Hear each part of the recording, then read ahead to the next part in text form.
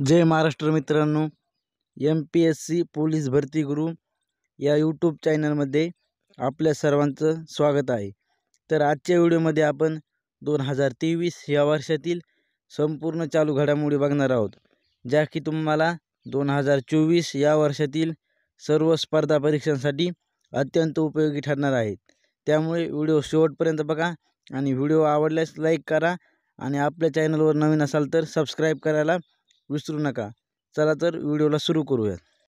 केंद्रीय नवीन आणि नवीकरण ऊर्जा मंत्रालयाच्या माहितीनुसार 2023 या वर्षात देशात अपारंपरिक ऊर्जा निर्मिती क्षमतेत किती गिगावॅट वाढ झाली आहे। तर केंद्रीय नवीन आणि नवीकरण ऊर्जा मंत्रालयाच्या माहितीनुसार 2023 या वर्षात देशात अपारंपरिक ऊर्जा निर्मिती क्षमतेत 13.5 गिगावॅट वाढ झालेली आहे।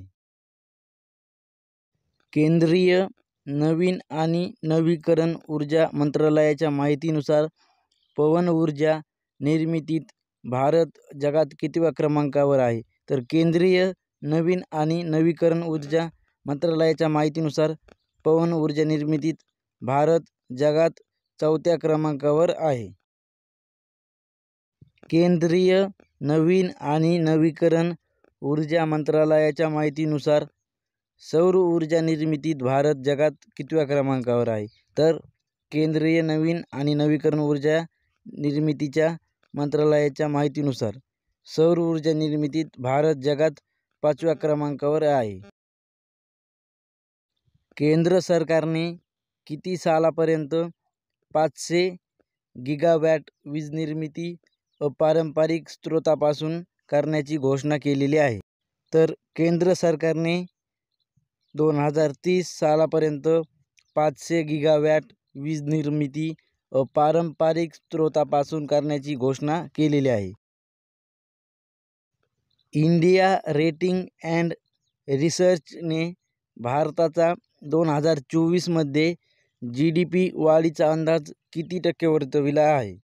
तर इंडिया रेटिंग अँड रिसर्चने भारताचा 2024 मध्ये GDP वाढीचा अंदाज 6.7% एवढे वर्तविलेला आहे। कोणत्या राज्यातील हट्टी समुदायाला अनुसूचित जमाती म्हणजेच STचा दर्जा देण्याचा निर्णय घेण्यात आलेला आहे। हिमाचल प्रदेश या राज्यातील हट्टी समुदायाला अनुसूचित जमाती म्हणजेच STचा दर्जा देण्याचा निर्णय घेतलेला आहे। कोणता केंद्रशासित प्रदेश हा PM विश्वकर्मा योजना लागू करणारा पहिला प्रदेश ठरलेला आहे। तर जम्मू आणि काश्मीर हा केंद्रशासित प्रदेश PM विश्वकर्मा योजना लागू करणारा पहिला केंद्रशासित प्रदेश ठरलेला आहे। कोणत्या राज्यातील खजूर गूळ या पदार्थाला GI टॅग प्राप्त झालेले आहे। तर ओडिशा या राज्यातील खजूर गूळ या पदार्थाला GI टॅग प्राप्त झालेले आहे। केंद्रीय नवीन आणि नवीकरण ऊर्जा मंत्रालयाच्या माहितीनुसार देशात सौर ऊर्जा निर्मितीत 2023 मध्ये किती मेगावाटने वाढ झालेली आहे। तर केंद्रीय नवीन आणि नवीकरण ऊर्जा मंत्रालयाच्या माहितीनुसार देशात सौर ऊर्जा निर्मितीत 2023 मध्ये 284 मेगावाटने वाढ झालेली आहे। महाराष्ट्र राज्यातील शिवडी नानासेवा सागरी सेतूला कोणाचे नाव देण्यात आलेले आहे। तर महाराष्ट्र राज्यातील शिवडी नानासेवा सागरी सेतूला अटल बिहारी वाजपेयी यांचे नाव देण्यात आलेले आहे। देशातील सर्वात लांबीचा सागरी सेतू कोणता आहे। तर देशातील शिवडी नानासेवा हा सर्वात लांबीचा सागरी सेतू आहे। डेव्हिड चषक टेनिस स्पर्धा फेब्रुवारी 2024 मध्ये कोणत्या देशात होणार आहे। तर डेव्हिड चषक टेनिस स्पर्धा फेब्रुवारीमध्ये पाकिस्तान या देशामध्ये होणार आहे. केंद्रीय अन्न मंत्रालयाच्या अंदाजानुसार 2023-24 मध्ये देशात किती दशलक्ष टन गव्हाचे उत्पादन होऊ शकते? तर केंद्रीय अन्न मंत्रालयाच्या अंदाजानुसार 2023-24 मध्ये देशात 114 दशलक्ष टन गव्हाचे उत्पादन होऊ शकते.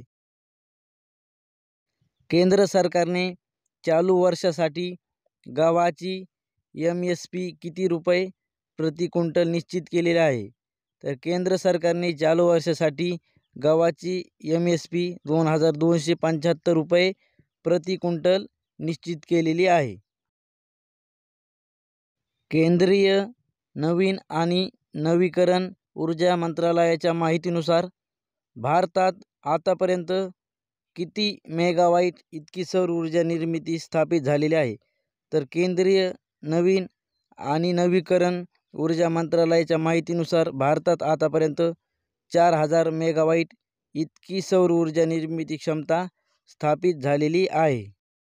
तर आजच्या व्हिडिओमध्ये एवढंच होतं. लवकरच भेटू एका नवीन आणि माहितीपूर्ण व्हिडिओमध्ये.